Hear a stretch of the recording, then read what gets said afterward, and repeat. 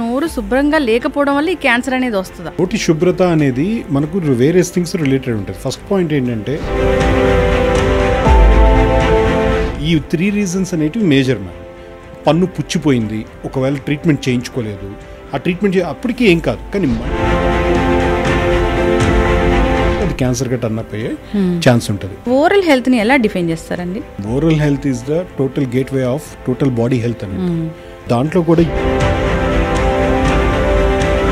Oral health అనేది డైరెక్ట్గా effect చేయకపోయినా అదొక కొలాటరల్ ఫ్యాక్టర్గా యూజ్ అవుతుంది. నోటి దుర్వాసన అనేది ఉంటుంది, అది ఎందుకు? మనకు నోటి దుర్వాసన అనేది ఓన్లీ నోటి ద్వారా అనేదే కాకుండా అక్కడి నుంచి కూడా మనకు స్మెల్ వచ్చే ఛాన్స్ ఉంటుంది. షుగర్లు కానీ బీపీలు కానీ ఉన్న వాళ్ళకి అది కొంచెం టఫ్ జాబ్ లాగా ఉంటుంది. అలాంటి పేషెంట్ వచ్చినప్పుడు ఎలా చూస్తారు డాక్టర్ గారు? డయాబెటీస్ ఉన్న వాళ్ళకి ఇంకా అగ్రవేషన్ ఉంటుంది. డయాబెటీస్ కంట్రోల్ లేదు అని అంటే చిగుర్లు వీక్ అయ్యి చిగుర్లోంచి బ్లడ్ వచ్చి, ఇదంతా ఒక పెద్ద జాబ్ అయితే ఇంకొకటి ఉంటుంది. సో ప్రెగ్నెన్సీలో ఈ టీస్కి సంబంధించిన ప్రాబ్లం రావడం అనేది, ప్రెగ్నెన్సీ టైంలో హార్మోన్స్ ఇంబ్యాలెన్స్ వల్ల ఒక 30% పీపుల్కి ప్రెగ్నెన్సీ టైంలో కంపల్సరీగా చిగుర్లు వాయడం కానీ చిగురు బ్లీడింగ్ కానీ కొంత. పంటికి ఇష్యూ వచ్చింది, పన్ను తీసేశారు, తర్వాత పన్ను పెట్టించుకోవాలా ఖచ్చితంగా? ఎస్. ఎందుకు అనంటే మేజర్గా ఎలాంటి రీజన్ అనేది చూస్తారు ఈ పళ్ళు పుచ్చిపోవడానికి? పన్ను ఎందుకు పుచ్చుతుందని ఇప్పటి వరకు కూడా ప్రాపర్ రీజన్స్ లేవు. సైంటిఫికలీ నేను చూస్తే ఇప్పుడు మన కెమెరాస్ ముందు మాట్లాడితే అది రాంగ్గా రీచ్ అవుతుంది. అయినా దాన్ని కొంచెం పాలిష్డ్గా చెప్పడానికి ప్రయత్నిస్తాను. సో ఇప్పుడు ఉప్పుతో రుద్దేస్తూ ఉంటారు, మంచిదేనా డాక్టర్ గారు? ఖచ్చితంగా కరెక్ట్ కాదు మ్యామ్. ఎవ్రీడే ఉప్పుతో రుద్దుకోవడం వల్ల. Welcome to iDream media. So పంటికి సంబంధించిన అనేక రకాల సమస్యలు ఇబ్బంది పెడుతూ ఉంటాయి. సో అసలు ఈ పంటి సంబంధించిన సమస్యలు రాకుండా ఉండాలంటే ఎటువంటి జాగ్రత్తలు తీసుకోవాలి, వస్తే ఎటువంటి అడ్వాన్స్ ట్రీట్మెంట్స్ ఉన్నాయి, ఇక అంతేకాకుండా సో నోటి శుభ్రతకు మౌత్ క్యాన్సర్కి సంబంధం ఏంటి, సో వివరాలు తెలుసుకుందాం. మనతో పాటు ఉన్నారు ప్రముఖ డెంటల్ సర్జన్ డాక్టర్ యుగంధర్ గారు from national dental care. Doctor గారు నమస్తే అండి. నమస్తే మ్యామ్. ఎస్ డాక్టర్ గారు, సో జనరల్గా ఏదైనా మాల్కి వెళ్ళినా అలా కనిపిస్తూ ఉంటుంది ఏంటంటే నోటి క్యాన్సర్. సో నోటి క్యాన్సర్కి ఓరల్ హెల్త్కి ఏమైనా సంబంధం ఉందా? అంటే నోరు శుభ్రంగా లేకపోవడం వల్ల ఈ క్యాన్సర్ అనేది వస్తుందా? Yes ma'am. నోటి శుభ్రత అనేది మనకు వేరియస్ థింగ్స్ రిలేటెడ్ ఉంటుంది. ఫస్ట్ పాయింట్ ఏంటంటే మీరు అన్నట్టు మాల్స్లోనే కాకుండా థియేటర్స్లో, టీవీస్లో మనకి ఈ మధ్య రీసెంట్గా ఒక లాస్ట్ 15 years నుంచి ముఖేష్ అనేసి ఇవనేసి సో మెనీ యాడ్స్ ఇవన్నీ జరుగుతూ ఉంటుంది. మూవీస్లో కూడా ఫస్ట్లో కూడా అది రీసెంట్గా ఎందుకు ఉంది 15-20 yearsగా, అంతకుముందు ఎందుకు లేదంటే the number of people cancer attack అయ్యే వాళ్ళు ఎక్కువ మంది అయ్యారు. అది కూడా exclusively because of pan chewing, gutka chewing, smoking వల్ల. ఈ 3 రీజన్స్ అనేటివి మేజర్ మ్యామ్. వీటిని వాళ్ళు నెగ్లెక్ట్ చేయడం వల్ల అది క్యాన్సర్గా ఇదవుతుంది. కాకపోతే ఇదే కాకుండా నోటి శుభ్రత అన్నారు కాబట్టి పన్ను పుచ్చిపోయింది, ఒకవేళ ట్రీట్మెంట్ చేయించుకోలేదు, ఆ ట్రీట్మెంట్ అప్పటికి ఏం కాదు, కానీ మల్టిపుల్ టైమ్స్ స్వెల్లింగ్ వచ్చి మల్టిపుల్ టైమ్స్ ఇన్ఫెక్షన్ ఉంది అక్కడ. సో అక్కడ బోన్ మాటికి స్వెల్లింగ్ వచ్చి పస్ వచ్చి అది కొంతమందికి కొన్ని ఇయర్స్ అయిన తర్వాత లేట్ చేసిన తర్వాత అది క్యాన్సర్గా టర్న్ అప్ అయ్యే ఛాన్స్ ఉంటుంది. ఇది కాకుండా వెరీ ఇంపార్టెంట్ ఇంకోటి ఉంటుంది మ్యామ్, థర్డ్ మోలర్స్ అని అంటారు, జ్ఞానదంతాలు. జ్ఞానదంతాలు మామూలుగా అన్ని స్ట్రైట్ రాకుండా క్రాస్ నుంచి వస్తాయి. కొన్ని క్రాస్ ఉండడం వల్ల చీక్ బైట్ అవుతుంటుంది. మనం బుగ్గు కొరుక్కుంటూ ఉంటాం, కొరుక్కొని ఆ పేషెంట్కి కొరుక్కుంటున్నామని కూడా అర్థం కాక కొన్ని ఇయర్స్కి అది కూడా క్యాన్సర్గా చేంజ్ అవుతుంది. వీటన్నిటికీ ఆ రీజన్ ఆన్సర్ ఒకటే ఏంటంటే డాక్టర్ని, మీ పంటి డాక్టర్, మీ ఎవరైతే మీ ఫ్యామిలీ డెంటిస్ట్ ఉన్నారో 6 monthsకో 1 yearకి ఒకసారి కలిస్తే ఇలాంటి వెంటనే బయటపడతాయి. సో అక్కడతో మనం దాన్ని అరికట్టవచ్చు. జనరల్గా ఏంటంటే అసలు పంటి డాక్టర్ దగ్గరికి ఎప్పుడు వెళ్తాము అంటే బాగా సివియర్గా పెయిన్ కిల్లర్స్ వాడి తగ్గక ఇంకా తప్పదు అనుకున్నప్పుడు వెళ్తాం. అవును. కానీ 6 monthsకి ఒకసారి వెళ్ళడం అనేది అసలు మ్యాండేటరీ. అది ఎస్ మ్యామ్. 6 monthsకి ఒకసారి వెళ్ళడం మ్యాండేటరీ. అట్ సేమ్ టైం వాళ్ళు 6 monthsకి స్కేలింగ్ అని అంటారు, క్లీనింగ్ అని అంటారు. అది కానీ చేయించుకుంటే అసలు డెంటిస్ట్కి పేషెంట్లే ఉండరు. అంత 95% అనేది కంట్రోల్ అయిపోతుంది కంప్లైంట్స్. కానీ చిన్నపిల్లలకి మరి ఎలాగా అని చాలా మంది అడిగే ఛాన్స్ ఉంటుంది. చిన్నపిల్లలకి ఏం చేస్తారు అని అంటే కనీసం వాళ్ళ పాలపళ్ళు ఉంటాయి కాబట్టి చాలా మంది పాలపళ్ళే కదా, ఏముందిలే, ఈ ప్రాబ్లం ఏముందిలే, ఊడిపోయి కొత్త వస్తాయి, అవే చాలా ఇంపార్టెంట్. ఆ ఏజ్లోనే వాళ్ళకి గ్రోత్ ఉండేది, ఆ ఏజ్లోనే వాళ్ళకి స్ట్రెంగ్త్ రావాల్సింది, తినాల్సింది. మనమంటే నొప్పి వస్తే పెయిన్ అని చెప్తాము, వాళ్ళు నొప్పి అని చెప్పలేరు. సో అందువల్ల వాళ్ళు 6 monthsకో 1 year కని కాకుండా పేరెంట్స్ ఇట్ సెల్ఫ్ వాళ్ళే కనీసం ఒక 1 month 2 months ఓపెన్ చేసి చూస్తే ఎక్కడన్నా పంటి మీద నలుపు చుక్క కనిపించింది, ఒకసారి డెంటిస్ట్ కాల్ చేయడం, డెంటిస్ట్ కలిస్తే అక్కడితోనే అరికట్టచ్చు. లేదా ఆ పాల పళ్ళులు కదా ఏం కదా ఊడిపోతాయి అనుకుంటే పాల పళ్ళ కింద రెడీగా పర్మనెంట్ పళ్ళు ఉంటాయి, వాటిలో ఉన్న ఇన్ఫెక్షన్ వల్ల ఈ కింద ఉన్న ఆ టూత్ బెడ్స్ డెవలప్మెంట్ మీకు తగ్గుతుంది. సో అట్లా మీకు ప్రాబ్లం అవుతుంది. అందువల్ల ఈ చిన్నవాళ్ళైనా పెద్దవాళ్ళైనా డాక్టర్ని కలవడం మంచిది. కిడ్స్ కొంత కోఆపరేట్ చేయరు కాబట్టి అట్లీస్ట్ మనం అప్పుడప్పుడు చెక్ చేయడం మంచిది. డాక్టర్ గారు, నోరు శుభ్రంగా ఉంటే అసలు అనేక రకాల అనారోగ్య సమస్యలు కూడా రాకుండా ఉంటాయి, డయాబెటీస్ ఇలాంటివి కూడా రాకుండా ఉంటాయి, గట్ హెల్త్ కూడా బాగుంటుంది ఇలా చెప్తూ ఉంటారు కదా. అసలు ఓరల్ హెల్త్ని ఎలా డిఫైన్ చేస్తారండి? Simple ma'am, oral health is the total gateway of total body health అని అంటారు.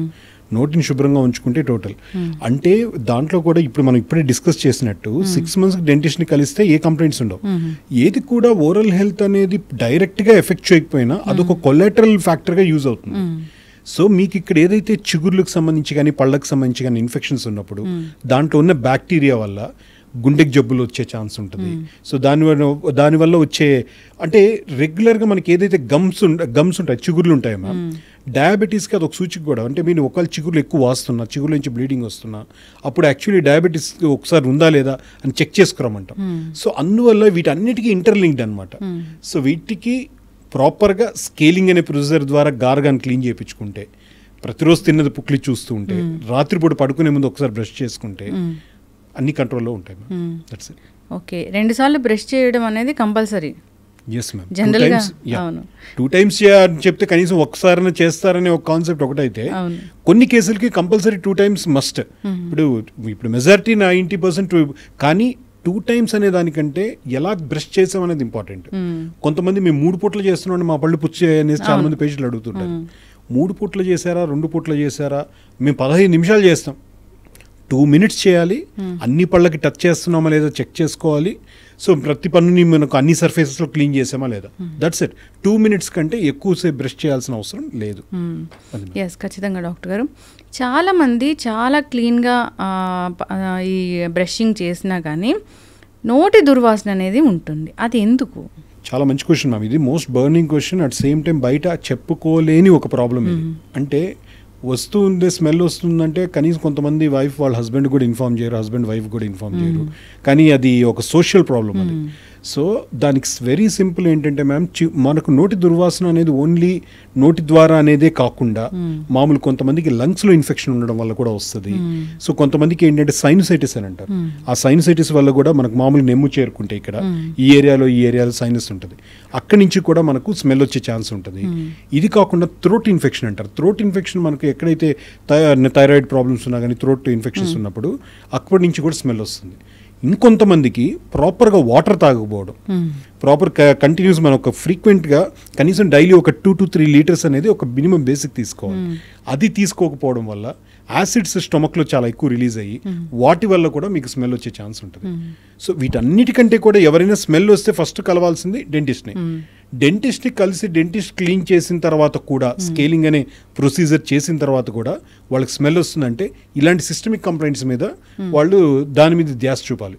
అది జనరల్ డాక్టర్ని కలిస్తే ఇలా ఉంది, డెంటిస్ట్ని కలిసాం, అయినా క్లీన్ చేసినా తగ్గలేదు సార్, ఏం చేయాలి అని అన్నప్పుడు అప్పుడు వాళ్ళు మిగిలిన ఫ్యాక్టర్స్ ఏమున్నాయని వాళ్ళు హిస్టరీ తీసుకొని దాన్ని బట్టి వాళ్ళకి డయాగ్నోస్ చేస్తారు. ఇది మేజర్ ఇష్యూనే అయితే 100% మ్యామ్. అది చాలా మేజర్ ఇష్యూ, 10 మంది చెప్పుకోలేని ఇష్యూ. సో అందువల్ల బెటర్ ఏంటంటే, సో ఒకవేళ వస్తుందని డౌట్ ఉందంటే డైరెక్ట్గా అడగడం. కొంతమందికి ఇంకోటి ఫన్నీయెస్ట్ పార్ట్ ఏంటంటే, కొంతమందికి అసలు స్మెల్ రాదు, రాకపోయినా కూడా వచ్చిందేమో అని ఫీల్ అవుతూ వచ్చిన వాళ్ళు చాలా మంది ఉన్నారు. ఎందుకంటే ఆపోజిట్ వాడికి వస్తుంది, నాకు కూడా వస్తుందేమో అని ఒక ఫీలింగ్తో ఉంటారు. సో వీటన్నిటికీ ఏంటంటే ట్రాన్స్పరెంట్గా ఉండడం, మీ ఆపోజిట్ పార్ట్నర్స్తో కానీ మీ ఫ్రెండ్స్తో కానీ నాకు స్మెల్ వస్తే చెప్పు, ఇన్ఫార్మ్ చేయి, నేను ఒకసారి ఇది చేస్తాను. నాట్ ఎవ్రీ టైం, తనకి డౌట్ ఉన్నప్పుడు. అది ఒక పెద్ద దాని గురించి మీరు హెసిటేట్ చేయాల్సిన అవసరం లేదు. సో వెంటనే డాక్టర్ని కలిస్తే అక్కడ క్లియర్ అవుతుంది. చాలా చిన్న థింగ్ అది, బట్ లేట్ అయ్యే కొద్ది ఏమవుతుందంటే ప్రాబ్లం ఎక్కువ అవుతుంది. ఎస్, ఖచ్చితంగా డాక్టర్ గారు. ఇప్పుడు ఈ పంటికి సంబంధించిన సమస్యలు మనం క్యావిటీస్ ఇలా చూస్తూ ఉంటాము. అయితే క్యావిటీస్ వస్తాయి, వాటిని పన్ను తీసేయాలని చెప్తూ ఉంటారు. నార్మల్గా ఉండే వాళ్ళకైతే ఓకే, ఏదైనా షుగర్లు కానీ బీపీలు కానీ ఉన్న వాళ్ళకి అది కొంచెం టఫ్ జాబ్ లాగా ఉంటుంది. అలాంటి పేషెంట్ వచ్చినప్పుడు ఎలా చూస్తారు డాక్టర్ గారు? Simple ma'am. అంటే ఇప్పుడు నవేడేస్ డెంటిస్ట్రీ చాలా చాలా అడ్వాన్స్డ్ ఉంది. ఇప్పుడు పంటి ప్రాబ్లం లేని వాళ్ళు లేరు. నేను చాలాసార్లు చెప్పేది ఏంటంటే, కళ్ళు 2 ఉంటాయి, ముక్కు 1 ఉంటుంది, చెవులు 2 ఉంటాయి, అన్ని 2-3 ఉంటాయి ఎక్కువ అంటే. కానీ పళ్ళు మాత్రం 32 ఉండేది. కాబట్టి ఏదో ఒకటి ఎప్పుడో ఒకసారి ఎవరైనా ఏజ్ వాళ్ళకైనా డ్యామేజ్ అయ్యే ఛాన్స్, ఇష్యూ వచ్చే ఛాన్స్ ఉంటుంది మ్యామ్. సో వాటికి డయాబెటీస్ ఉన్న వాళ్ళకి ఇంకా అగ్రవేషన్ ఉంటుంది. డయాబెటీస్ కంట్రోల్ లేదు అని అంటే చిగుర్లు వీక్ అయ్యి చిగుర్లోంచి బ్లడ్ వచ్చి చిగుర్లు వాచి మళ్ళీ తిన్నాటి విరుక్కొని మళ్ళీ అక్కడున్న ఎముక పెరిడోన్షియం అంటారు, అక్కడున్న ఎముక డ్యామేజ్ అయ్యి పళ్ళు లూజ్ అవుతాయి. సో ఇలాంటివన్నీ అందువల్ల డయాబెటీస్ ఉన్న వాళ్ళకి పళ్ళు ఊడిపోతాయి అంటారు. కొంతమంది డయాబెటీస్ కంట్రోల్ ఉండరు, వాళ్ళు టాబ్లెట్స్ వాడుతున్నాం అంటారు, అన్నీ చేస్తారు కానీ కంట్రోల్ ఉంటారు. అంటే డయట్ కంట్రోల్లో లేదంటే ఎక్సర్సైజ్ను ఇంకోటి చేయకపోవడం వల్ల వాళ్ళ హై ఉంటుంది. ఆ హై ఉన్న టైంలో ఏం చేస్తారంటే అప్పుడు ఎక్స్ట్రాక్షన్స్ కానీ ట్రీట్మెంట్స్ కానీ డెఫినెట్లీ వాళ్ళ డయాబెటిషియన్ని కంపల్సరీ వాళ్ళ కన్సెంట్ తీసుకొని తర్వాత స్టార్ట్ చేస్తారు. సో ఇప్పుడు మీరు అన్నట్టు బీపీ అన్నారు, BP indirectly related with heart disease టైంలో వాళ్ళకి ఏం చేస్తారు, వాళ్ళకి ఉన్న హిస్టరీ కనుక్కొని ఆస్పిరిన్ బ్లడ్ థిన్నర్స్ వాడుతుంటారు కొంతమంది. సో ఆ ట్యాబ్లెట్స్ వేసుకోవడం వల్ల బ్లడ్ గడ్డగట్టదు ఒకవేళ పన్ను తీసినా కానీ ఏదైనా ట్రీట్మెంట్ చేసినప్పుడు. సో అట్లాంటి టైంలో ఏంటంటే ఆ బ్లడ్ థిన్నర్స్ని కనీసం 2 days నుంచి 3 days ముందర స్టాప్ చేసి తర్వాత ట్రీట్మెంట్ చేసి తర్వాత ఒక 2 days ఆపి మొదలు పెడతారు. కానీ అలా చెయ్యొచ్చా లేదా అనేది వాళ్ళ కార్డియాలజిస్ట్ను లేదా వాళ్ళు ఎవరైతే అది మెన్షన్ చేస్తారో వాళ్ళని అడిగి తర్వాత చేయించుకోవాలి. సో మీరు అన్నట్టు షుగర్ ఉన్న వాళ్ళకి బీపీ ఉన్న వాళ్ళకి ట్రీట్మెంట్ చేయొచ్చు కానీ ప్రాపర్ మెజర్మెంట్స్, సేఫ్టీ మెజర్మెంట్స్తో. సో కొంచెం కాన్షియస్గా వాళ్ళు వాడే డ్రగ్స్ బట్టి దాన్ని బట్టి యూజ్ చేయాలి. ఎస్, ఖచ్చితంగా డాక్టర్ గారు. ఇదంతా ఒక పెద్ద జాబ్ అయితే ఇంకొకటి ఉంటుంది. సో ప్రెగ్నెన్సీలో ఈ టీస్కి సంబంధించిన ప్రాబ్లం రావడం అనేది, సో నాకైతే నేను ఫేస్ చేశాను, మీ క్లినిక్ వచ్చాను. సో అది చేశారు అంటే అది ఇంతవరకు ఎక్కడ అది అట్లాంటి ట్రీట్మెంట్ జరగలేదేమో అనిపిస్తుంది. సో 9th month ఆఫ్ ప్రెగ్నెన్సీలో మీరు నాకు ట్రీట్ చేశారు. సో అది ఎంత టఫ్ జాబ్ కదా డాక్టర్ గారు. అట్లా ప్రెగ్నెన్సీలోనే ఎందుకు ఈ పంటి సమస్యలు అనేవి ఎక్కువగా వస్తుంటాయి? ఎస్ మ్యామ్, మీరు చెప్పింది రైట్. ప్రెగ్నెన్సీ టైంలోనే వస్తాయని అనుకోకుండా ప్రెగ్నెన్సీ టైం కంటే ముందు ఉన్న ప్రాబ్లమ్స్ ప్రెగ్నెన్సీ టైంలో హార్మోన్స్ ఇంబ్యాలెన్స్ వల్ల అగ్రవేట్ అవుతాయి. సో అందువల్ల ఎవరైనా ప్రెగ్నెన్సీ ప్లాన్ చేసుకునే వాళ్ళే, కన్ఫర్మ్ అయిన వాళ్ళు కూడా కాదు, ప్లాన్ చేసుకునేటప్పుడే ఒక్కసారి డెంటిస్ట్కి వెళ్ళి క్లియర్ చేసుకుంటే ఏమైనా ప్రాబ్లమ్స్ ఉన్నాయని 100% రాదు. దీంతో పాటు ఏంటంటే ప్రెగ్నెన్సీ టైంలో వన్స్ స్టార్ట్ అయిన తర్వాత వాళ్ళకు ఒక్కసారి స్కేలింగ్ అని చేపిస్తే ఆ డ్యూరింగ్ ద పీరియడ్లో కూడా, ఎందుకు అంటే చాలామందికి ఒక 30% పీపుల్కి ప్రెగ్నెన్సీ టైంలో కంపల్సరీగా చిగుళ్ళు వాయడం కానీ చిగుళ్ళు బ్లీడింగ్ కానీ, కొంత వాళ్ళకి మైల్డ్ మొబిలిటీ కూడా ఉంటుంది. మేము ఇలాంటివి కూడా గమనించినాం.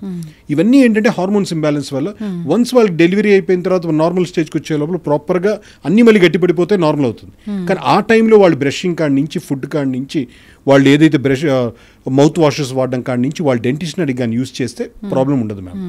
కానీ వీటిని దాటి మీరు ఫేస్ చేసినట్టు పెయిన్ వచ్చింది, ట్రీట్మెంట్ చేయాలి, అప్పుడు అది పరిస్థితి ఎలా అంటే ముందు గొయ్యి వెనక నుయ్యి అన్న పరిస్థితి ఉంటుంది డాక్టర్ గారు. సో వాళ్ళేమో 9th month ఉంటారు, పేషెంట్ 9th month ఉంటారు, వాళ్ళకి ఇంకా డెలివరీ పెయిన్స్ అనే ఇంకా ఒక 1 week 10 days ఆ టైంలో వచ్చిన వాళ్ళకి వాళ్ళు ఈ పెయిన్ వల్ల ఈ మజిల్ కాంట్రాక్షన్స్ వల్ల సో కొన్నిసార్లు లేబర్ పెయిన్స్ ఎక్కడ స్టార్ట్ అవుతాయో అట్ సేమ్ టైం ఆ టైంలో డ్రగ్స్ వాళ్ళంతా సివియర్ పెయిన్తో ఉన్నప్పుడు వాళ్ళకి ఏదైనా పెయిన్ కిల్లర్స్ ఇస్తే కిడ్కి ఏమైనా ఇండైరెక్ట్లీ ఏమైనా ఇబ్బంది అవుతామని ఇదొకటి కన్ఫ్యూజన్లో ఉంటాం.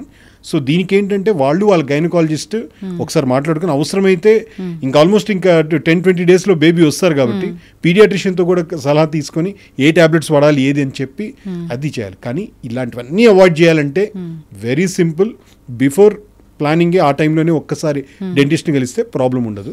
డ్యూరింగ్ ద ట్రీట్మెంట్స్లో కూడా, డ్యూరింగ్ ద ప్రెగ్నెన్సీ టైంలో కూడా, ఆ 9 monthsలో కూడా ఎప్పుడైనా ఒకసారి స్కేలింగ్ చేయించుకుంటే ప్రాబ్లం ఉండదు. ఎస్, ఖచ్చితంగా డాక్టర్ గారు. నా విషయంలో అయితే నిజంగా మీరు నాకు దేవుడే అనిపిస్తుంది. So Srinagar colony main road మీదే ఉంటుంది ఎన్డీసీ క్లినిక్, మా ఇల్లు కూడా చాలా దగ్గర. సో అయితే అసలు ఏంటి 2-3 days అయింది పెయిన్ కోసము, నేను అలానే డిలే చేస్తూ వస్తున్నాను తగ్గుతుందేమోనని. ఇంకా మీకు కాల్ చేశాను, మీరు రమ్మన్నారు, వచ్చాను. తీరా చూస్తే పన్ను బ్రేక్ అయిపోయింది. సో ఆ టైంలో చేసిన అది ట్రీట్మెంట్ అంటే నిజంగా దేవుడే అనిపించింది డాక్టర్ గారు మీరైతే. ఎస్, పన్ను నొప్పి నిజంగా డెలివరీ పెయిన్ కన్నా ఎక్కువగా అనిపించింది నాకు ఆ టైంలో. ఎస్ మ్యామ్, ఎస్, అది కరెక్ట్ మ్యామ్. ఉన్న బాడీ పెయిన్స్ అన్నిట్లో ఫస్ట్ పెయిన్ హార్ట్ అటాక్ అయితే, సెకండ్ డెంటల్ పెయిన్ మ్యామ్. కొన్ని స్టడీస్ ఎలా ఉంటుందంటే డెంటల్ పెయిన్ ఫస్ట్ అంటారు, తర్వాత హార్ట్ పెయిన్ అంటారు, అంత పీక్స్ ఉంటుంది అది. ఎస్, ఖచ్చితంగా డాక్టర్ గారు. అయితే మీరు ఒక కాన్సెప్ట్తో వెళ్తారు, పెయిన్ లేకుండా అని. సో ఏదైనా నేను చాలామంది పేషెంట్స్ని కూడా సజెస్ట్ చేస్తూ ఉంటాను. సో వాళ్ళు కూడా వెళ్ళాము, చాలా సింపుల్గా జరిగింది ఇలా చెప్తూ ఉంటారు. అంటే జనరల్గా చెప్తున్నాను, పెయిన్ లేకుండా అయిపోయింది, చాలా తక్కువ పెయిన్తోనే వచ్చేస్తాను బయటికి ఇలా అంటారు. అది ఏంటి డాక్టర్ గారు అసలు ఆ concept? Very simple ma'am. Zero pain care lounge అనే ఒక కాన్సెప్ట్ ఏంటంటే పేషెంట్కి పెయిన్ లేకుండా చేయడం అంటే పేషెంట్ని ప్రాపర్గా కౌన్సిల్ చేసి ప్లస్ ట్రీట్మెంట్ స్టార్ట్ చేసే ముందు ట్రీట్మెంట్ పేషెంట్కి వివరించి తర్వాత యాంటీబయాటిక్ కవరేజ్లో ట్రీట్మెంట్ చేయడం వల్ల ఆల్మోస్ట్ 90 మళ్ళీ at same time same department of the doctor చేయడం వల్ల డెంటల్ ట్రీట్మెంట్స్లో రూట్ కెనాల్ ట్రీట్మెంట్ స్పెషలిస్ట్ సపరేట్గా ఉంటారు, ఎండోడాంటిస్ట్ అని. ప్లస్ మీకు పళ్ళు కట్టడానికి ప్రాస్టోడాంటిస్ట్ సపరేట్ ఉంటారు, పళ్ళు తీయడానికి ఓరల్ అండ్ మ్యాక్సిలోఫేషియల్ సర్జన్ ఉంటారు. వీళ్ళందరూ వాళ్ళ డిపార్ట్మెంట్స్లో ఎక్స్పర్టైజ్ అవ్వడం వల్ల కంపల్సరీ వాళ్ళు ఆ కేర్ తీసుకుంటారు. సో అందువల్ల ఆ పెయిన్ అనే ఆ రేషియోని ఖచ్చితంగా 0 to 10 స్కేల్లో 1కో 2కో తీసుకురావచ్చు. వీటన్నిటికంటే ఇంపార్టెంట్ ఏంటంటే పేషెంట్ కౌన్సిలింగ్ అన్నాను కదండి. ఒక పేషెంట్కి డైరెక్ట్గా ట్రీట్మెంట్ స్టార్ట్ చేయడం కంటే మీకు ఇంత పెయిన్ ఉంటుంది, ఇలా ఉంటుంది మనం ముందే మెంటల్లీ ప్రిపేర్ చేస్తే ఇది మీకు చేయబోయే ట్రీట్మెంట్, ఇంత టైం అవుతుందండి అంటే పేషెంట్తో ఎప్పుడు కాంటాక్ట్లో లేకుండా డైరెక్ట్గా ట్రీట్మెంట్ స్టార్ట్ చేసేస్తే అసలు ఆల్రెడీ భయంలో ఉంటారు, వాళ్ళు మత్తిచ్చుంటారు, ఏదో తిమ్మిరే ఉంటుంది, పెయిన్ లేకపోయినా పెయిన్ ఫీల్ అవుతారు ఆ యాంగ్జైటీలో. అదే మనము ఇది అని ప్రాపర్గా పేషెంట్తో వివరించి అంతా చెప్పిన తర్వాత పేషెంట్కి పెయిన్ ఉన్నా కూడా అది వాళ్ళు కంట్రోల్ చేసుకోగలరు. దాన్ని జీరో పెయిన్ కేర్ లాంచ్ అను ఇంకోటో ఆ కాన్సెప్ట్తో ముందుకు వచ్చామండి. But patients are accepting that, we are very happy. Yes doctor గారు, పంటికి ఇష్యూ వచ్చింది, పన్ను తీసేశారు, తర్వాత పన్ను మళ్ళీ ఫిక్సేషన్ అనేది అవసరమా? పన్ను పెట్టించుకోవాలా ఖచ్చితంగా? 100కి 100 భాగాలు మ్యామ్. ఫస్ట్ పాయింట్ ఏంటంటే ఒక ఇద్దరు చేయాల్సిన పని ఒక్కరే చేస్తారు, చేయొచ్చు ఒక 2 సంవత్సరాలు 3 సంవత్సరాలు. 4th ఇయర్ అయినా అతను వీక్ అవుతాడు, తర్వాత ఇంకోటి సన్నగా అవుతాడు, ఇంకోటి జరుగుతుంది, తన బోన్స్ వీక్ అవుతాయి, మజిల్స్ వీక్ అవుతాయి. ఇట్లా the same condition apply to hear కూడా అండి.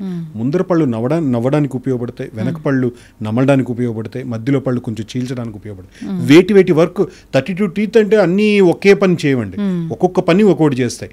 బాగా గమనిస్తే నమలడానికి ఉపయోగపడేటివి పైన 3, కింద 3, ఎడమవైపు 3, పైన 3 మోలార్స్ అంటారు. వాటి వరకు మాత్రమే అవి ఉపయోగపడేది నమిలేటివి. ఆ నమిలే వాటిని ఒక్కొక్క పన్నుని ఒక వజ్రమా పన్ను అనంటే పన్నునే జాగ్రత్త చూసుకోవాలి. ఎందుకంటే ఎవరైనా కూడా ఎప్పుడైనా కూడా అది అంబానీ అయినా మనమైనా ఎవరైనా అండి మధ్యాహ్నం పోయి తింటాం, అక్కడ కాంప్రమైజ్ అవ్వకూడదు. మేము పెట్టే ఈ పళ్ళు ఎంత మంచివైనా కూడా దేవుడిచ్చిన పళ్ళ కంటే కూడా మంచివైతే కాదు, అది కన్ఫర్మ్. సో కాబట్టి ఉన్న న్యాచురల్ టీత్ని కాపాడుకోవడం అనేది చాలా చాలా ఇంపార్టెంట్. సో వాటి కాపాడుకోవడంలో భాగమే ఇది. కానీ మీరు తీసేస్తే కట్టించుకోవాలని అడిగారు. ఎస్, ఎందుకు అనంటే ఇంకోటి మేజర్ రీజన్, ఎక్కడైతే పన్ను తీసారో దాని అటు ఇటు పన్ను కూడా పక్కకు జరుగుతాయి. డ్రిఫ్టింగ్ అంటారు, మీజియల్ డ్రిఫ్టింగ్, డిజిటల్ డ్రిఫ్టింగ్ అని ఆ సందులోకి జరుగుతాయి. బట్ అవన్నీ ఒక్కరోజు జరిగిపోవు, కొంత టైం పడుతుంది, 6 months 1 year. ఎక్కడ పన్ను లేదో తీసేశారో దాని పైన ఉన్న పన్ను కిందకి జారుతుంది. ఈ విధంగా పళ్ళు జారడము, పళ్ళు వంగడం వల్ల పక్కనున్న పళ్ళకి వాటికి మధ్యలో స్పేస్ సందులు ఏర్పడి తిన్నాటి విరుకొని ఆ పళ్ళు పుచ్చుతాయి. It's all chain process. But ఒక్క రోజులో జరగదు, కొంత టైం ఇస్తుంది, మనకు చాలా ఛాన్సులు ఇస్తుంది మన పళ్ళు. ఒక పన్ను పుచ్చాలి, పుచ్చిపోయింది, నొప్పి వస్తుంది చూసారా, నొప్పి వచ్చిన పన్ను కోసం పేషెంట్ క్లినిక్ వచ్చేది వాళ్ళకి పుచ్చిన దానికి మధ్యలో చూస్తే 3 years టైం పడుతుంది. ఒక 3 years లేట్ చేస్తే తప్ప అంత దూరం రాదు, పన్ను తీసేంత వరకు రాదు. ఇంకోటి మీరు పన్ను తీస్తే కట్టించుకోవాలని అడిగినానికి ఇంకోటి ఏంటంటే లేడీస్ కానీ ఇప్పుడంతా కూడా అందరికి బ్యూటీకి కాస్మెటిక్స్కి అంతా ఇది ఇచ్చేది. ఒక పన్ను లేకపోతే బుగ్గ లోపలికి వెళ్ళడం, సో డ్రూప్ అవడం, సో ఫేషియల్ డ్రూప్ అవడం ఇలా జరుగుతుంది. బట్ అవన్నీ ఏది చెప్పినా కూడా స్లోగా ప్రొసీజర్. ఏజింగ్ కనిపిస్తుంది పళ్ళు తీసి కట్టించుకోకపోతే. సో ఫంక్షనల్గా యూజ్ అవుతుంది, ఎస్థెటిక్ కాస్మెటికలీ యూజ్ అవుతుంది. So both the ways. Yes, ఖచ్చితంగా డాక్టర్ గారు చాలా చక్కగా చెప్పారండి. జనరల్గానే ఈ ఎన్నో ఇయర్స్ ఎక్స్పీరియన్స్ మీది అయితే జనరల్గా పళ్ళు పుచ్చిపోవడానికి ప్రధానంగా ఇదే కారణం. చాలామంది జంక్ ఫుడ్ తినము, మేము బాగానే బ్రష్ చేసుకుంటాము, అయినా మా పళ్ళు పుచ్చిపోయినాయి అని చెప్తూ ఉంటారు. అంటే అసలు మేజర్గా ఎలాంటి రీజన్ అనేది చూస్తారు ఈ పళ్ళు పుచ్చిపోవడానికి? సైంటిఫికలీ నేను చూస్తే ఇప్పుడు మన కెమెరాస్ ముందు మాట్లాడితే అది రాంగ్గా రీచ్ అవుతుంది. అయినా దాన్ని కొంచెం పాలిష్డ్గా చెప్పడానికి ప్రయత్నిస్తాను. ఫస్ట్ పాయింట్, పన్ను ఎందుకు పుచ్చుతుందని ఇప్పుడు వరకు కూడా ప్రాపర్ రీజన్స్ లేవు. సో చాలా మంది ఇళ్లలో ఏం చెప్తారు, మీరు షుగర్ ఎక్కువ తింటున్నారు, చాక్లెట్స్ ఎక్కువ తింటున్నారు, ఇది చేస్తున్నారు, దానివల్ల తినొద్దు, అది తినొద్దు. అది కూడా ఒక రీజన్, కానీ అదే రీజన్ కాదు, అది కూడా ఒక రీజన్. సో ఆ విధంగా ఇదే రీజన్ అనేది ఇప్పుడు వరకు కనుక్కోలేదు. ఒకవేళ కనుక్కొని ఉంటే మనకి కోవిడ్ లాగా మనకు వ్యాక్సిన్స్ వేసేవాళ్ళు. సో కొంతమంది మీరు చెప్పింది అది మంచి క్వశ్చన్ అండి. ఏదంటే చాలామంది మేము స్మోకింగ్ విపరీతంగా డైలీ ఒక 2 packets అంటే ఆల్మోస్ట్ 20 cigarettes తాగి 30 cigarettes తాగే వాళ్ళు కూడా చాలా బాగుంటాయి పళ్ళు. అదే కొంతమంది ఏంటంటే బ్రహ్మాండంగా బ్రష్ చేస్తుంటారు, అయినా పళ్ళు పుచ్చుతుంటారు. సో ఎక్కడ చూస్తే అక్కడ ఫ్యామిలీ హిస్టరీ ఉంటుంది, వాళ్ళ ఫాదర్ మదర్, అంటే హెరిడిటరీ రీజన్స్ కూడా ఉన్నాయి. సెకండ్ పాయింట్ ఏంటంటే పళ్ళని హైజీన్ మెయింటైన్ చేయడం ఆ ప్రాపర్గా. ఇప్పుడు షుగర్ తిన్నంత మాత్రం రాదు, చాక్లెట్స్ రోజు 10 తినండి ఏం కాదు, కానీ ఇక్కడ మళ్ళీ రాంగ్ వెళ్తుంది వీళ్ళకి ఇన్ఫర్మేషన్. 10 తినమని కాదు, తిన్న వెంటనే ఇమీడియట్గా క్లియర్ చేసుకోవాలి. ఈవెన్ పాలు తాగినా కూడా వాళ్ళ పిల్లలకి. సో ఈవెన్ కిడ్స్ పుట్టిన పిల్లలకు కూడా ఒక 6 months or 8 months 9 months 1 year తర్వాత టీత్ వస్తే అక్కడ నుంచే కేర్ స్టార్ట్ చేయాలి. అక్కడ కాటన్ తీసుకొని జస్ట్ అక్కడ ఒక సలైన్లో ఇది చేసుకొని పైన రుద్దేయడం. అంటే అంత చిన్నపిల్లలకి ఎలా బ్రష్ చేయాలండి అని అంటే బ్రషింగ్ ఏం లేదు, జస్ట్ కాటన్ తీసుకొని అక్కడ పైన జస్ట్ దాన్ని వైప్ చేయడం. ఇక్కడల్లా ఐడియా ఏంటంటే ఫుడ్ లాడ్జింగ్ కానీ ఫుడ్ ఎక్కడైతే ఉండో అక్కడ స్టే అవ్వకూడదు టీత్ పైన. అది స్టే అయితే ప్లాక్ అని ఏర్పడి క్యాలిక్యులస్ ఫామ్ అయ్యి పన్ను పుచ్చుతుంది. సో ఇలా జరుగుతుంది మ్యామ్. ఇదైతే కొన్ని సంవత్సరాల ప్రాసెసే. సో ఏదో ఒకరోజు జరుగుతుంది అట్లయితే కాదు. సో నిజంగా మన వెనక తరాల వాళ్ళకి ఎవరికైనా ఉన్నా కానీ మనం జాగ్రత్తలు అయితే తీసుకోవాలి ఖచ్చితంగా. ఎస్ డాక్టర్ గారు. సో అయితే నోటి క్యాన్సరు ఓకే, మనం ఫస్ట్ మాట్లాడుకున్నట్లు ఈ ఓరల్ హెల్త్ బాగాలేకపోవడము, రకరకాల పాన్లు గుట్కాలు అలా తినడము వస్తుంది.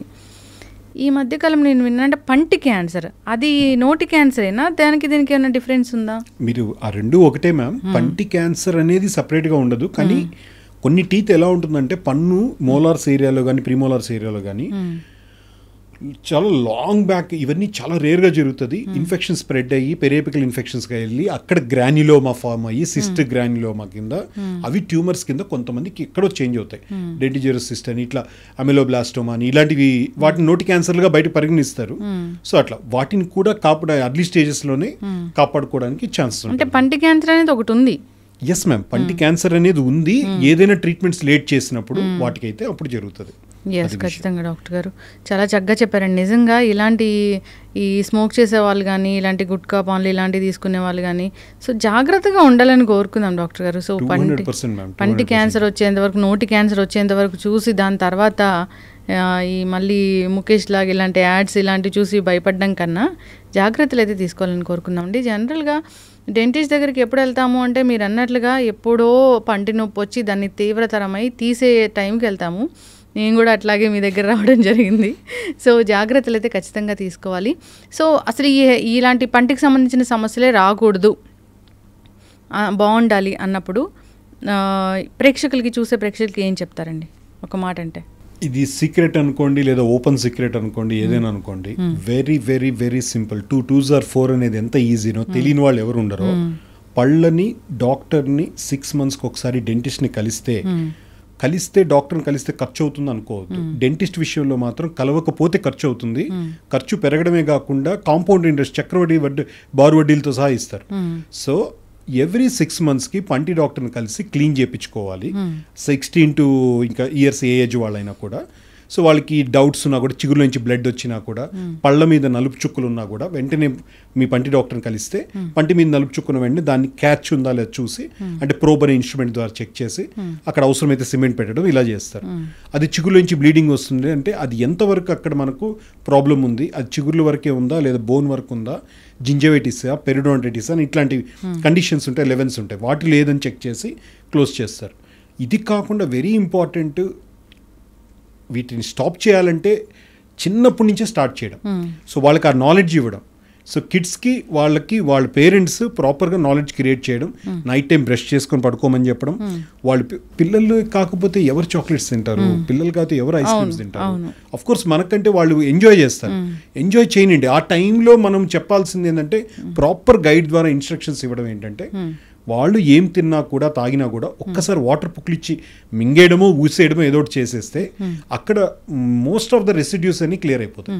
అప్పుడు మోస్ట్ క్లియర్ అవుతుంది. ఇది కాకుండా బేబీస్ ఉంటారు చాలా మందికి, నర్సింగ్ బాటిల్ కేరీ సెంటర్, మీరు ప్రేక్షకులు అన్నారు కాబట్టి అందరూ ఇన్వాల్వ్ అవుతారు కాబట్టి మన ఐ డ్రీమ్ మీడియాలో. సో వాళ్ళల్లో కొంతమంది ఎలా ఉంటుందంటే అండి, వాళ్ళు 5 years తర్వాత 6 years తర్వాత వచ్చి పళ్ళు మొత్తం అంతా పుచ్చిపోయి ఉంటాయి, టోటల్ మొత్తం. అంటే చూసి షాక్లో ఉంటారు, ఇన్ని రోజులు ఎందుకు కనిపించలేదంటే అంటే మళ్ళీ వచ్చేస్తాయి అనుకున్నామనండి. అసలు వాటిని ఏమంటారంటే నర్సింగ్ బాటిల్ కేరీస్ అంటారు. ఏదైతే మనకు పాల బాటిల్ ఉంటుందో చాలా మంది ఏం చేస్తారంటే అలాగే బిడ్డకు పెట్టేసి అలాగే పడుకుంటారు. వాళ్ళు అలాగే నోట్లో పెట్టుకొని చీకుతూ పడుకుంటారు. కొంతమంది అన్నం ముద్ద నోట్లో పెట్టుకొని యూజ్ చేస్తారు. వాళ్ళకి నర్సింగ్ బాటిల్ కేరీస్ అని ఒకేసారిగా పుచ్చులన్నీ స్టార్ట్ అవుతాయి. సో దయచేసి అలా చేయకూడదు. పాలు ఇచ్చారు అంటే ఎంతైనా తాగొచ్చు. నేను పాలు తగ్గించమని చెప్పట్లేదు, ఎంతైనా తాగొచ్చు. తాగిన వెంటనే తక్కువ డ్యూరేషన్లో తాగాలి. తాగిన వెంటనే ఒకసారి క్లీన్ చేయాలి, వాటర్ తాగిపించాలి, ఇలాంటివి చేయాలి. డాక్టర్ గారు, మరి బ్రష్, పేస్ట్ వీటి గురించి ఎన్నాళ్ళకోసారి మార్చాలి? ఎలాంటి టూత్పేస్ట్ వాడాలి? ఎవరెవరు? ఫస్ట్ ఏంటంటే ఏజ్కి తగ్గట్టు ఇప్పుడు టూత్పేస్ట్లు వచ్చినాయి మ్యామ్. మీ టూత్పేస్ట్లో ఉప్పు ఉందా, అది ఉందా, ఇది ఉందా, అవి పక్కన పెడితే ఎంత ఏదైనా కూడా పేస్ట్ ఎంత ఇంపార్టెంటో పద్ధతి కూడా అంతే ఇంపార్టెంట్. ఏ పద్ధతిలో తోముతున్నాం, ఎలాంటి మెథడ్ యూస్ చేస్తున్నాం అనేది వెరీ వెరీ ఇంపార్టెంట్. చిన్నపిల్లలకి కిడ్స్ టూత్పేస్ట్ ఉంటుంది, ఫ్లోరైడ్ టూత్పేస్ట్లు ఉంటాయి. డెఫినెట్లీ అది వాడడం, దాంట్లో కొన్ని స్వీట్నర్స్ అవన్నీ ఉండడం వల్ల వాళ్ళు కొంచెం ఇంట్రెస్టెడ్గా పళ్ళు తోముతారు. డెఫినెట్లీ చిన్నపిల్లలకి. పెద్దవాళ్ళకి ఏంటంటే ఒక age up to 40 years 35 years A problem లేని వాళ్ళకి ఎనీ జనరల్ టూత్పేస్ట్ ప్రాపర్ మెథడ్లో morning 2 minutes, evening 2 minutes brush చేస్తే సరిపోతుంది. అబౌవ్ 40 years వాళ్ళకి కొంతమందికి పళ్ళు జూ అనడమో లేదా ఎనామిల్ అంతా కూడా అరిగిపోయినప్పుడు వాళ్ళకి కొంత కేర్గా తీసుకొని సెన్సిటివ్ టూత్పేస్ట్ అని సపరేట్గా ఉంటాయి. ఆ సెన్సిటివ్ టూత్పేస్ట్ని వాటిని డాక్టర్, మీ డెంటిస్ట్ రెఫర్ చేస్తారు. అది యూస్ చేయడం వల్ల డెఫినెట్లీ ఆ సెన్సిటివిటీ కంట్రోల్ అవ్వడమే కాకుండా పళ్ళ స్ట్రెంత్ కూడా పెరుగుతుంది. అంటే సెన్సిటివిటీ అనేది చాలా మంది కొంతమంది లైట్ తీసుకుంటారు. అంటే సెన్సిటివిటీ అంటే అండి, ఇప్పుడు జస్ట్ ఇలా అన్నాను పెయిన్ లేదు, ఇలా నేను ఒక 1 year అంటే ఇక్కడ వస్తుంది, 2 years అంటే బ్లడ్ వస్తుంది. అట్లా ఆ సెన్సిటివ్ జూ జూ జూ అంటూ పోతూ అది పెయిన్గా కన్వర్ట్ అవుతుంది. సో ఇలాంటివి రాకుండా ఉండడం కోసం ఇనిషియల్గానే తీసుకోవడం వల్ల జాగ్రత్తలు క్లియర్ అవుతుంది. బ్రషెస్లో కూడా కొంతమంది ఏంటంటే చాలా హార్డ్ బ్రష్ వాడతారు. నేను కంపెనీ నేమ్స్ చెప్పను, నాకు అది వాడకపోతే నాకు అసలు బ్రష్ చేసినట్టే ఉండదండి అని చాలామంది అంటారు. సో అది అబ్సల్యూట్ వాళ్ళందరూ మాకు హెల్ప్ చేస్తున్నట్టు. మాకు చాలా వాళ్ళందరూ మాకందరికి వాళ్ళంటే చాలా ప్రేమ. వాళ్ళకై వాళ్ళ స్వయం కృషితో వాళ్ళ పళ్ళని వాళ్ళు డ్యామేజ్ చేసుకుంటున్నారు. ఒక బ్రష్ వాడితే సాఫ్ట్ బ్రిజిల్స్ ఉండాలి, స్మూత్గా ఉండాలి.